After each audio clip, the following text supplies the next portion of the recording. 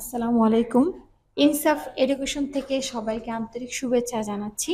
এই মুহূর্তে আমাদের সাথে রয়েছে এমডি ইমরান, যিনি মাত্রই বিএফএস থেকে ভিসা কালেক্ট করেছেন। চলুন তার সেই বিশেষ ভালো লাগার অনুভূতির গল্প শুনি। ইমরান, অনেক অনেক অভিনন্দন। ধন্যবাদ ম্যাম। তো আজকে তো ভিসা কালেক্ট করেছেন, ভিসার কপিটা একটু দেখান এবং অনুভূতি প্রকাশ করুন।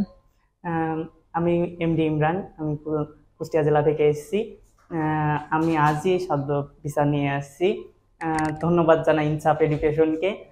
তারা যথেষ্ট সাহায্য করছে, তাদের ফাইল প্রসেসিং থেকে শুরু করে তাদের এই সব কিছুই আমাকে ইউনিক মনে হয়েছে।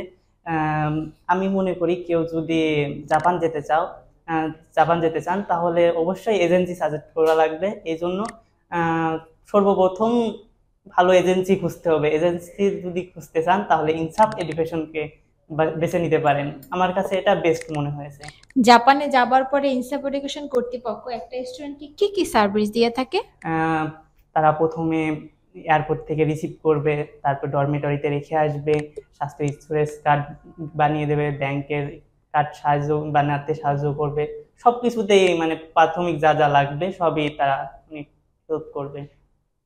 Thank you so much MD Imran. আপনার জন্য আবারও ইনসাফ এডুকেশন কর্তৃপক্ষ থেকে অনেক অনেক শুভেচ্ছা থাকবে। ভালো থাকবেন, সুস্থ থাকবেন।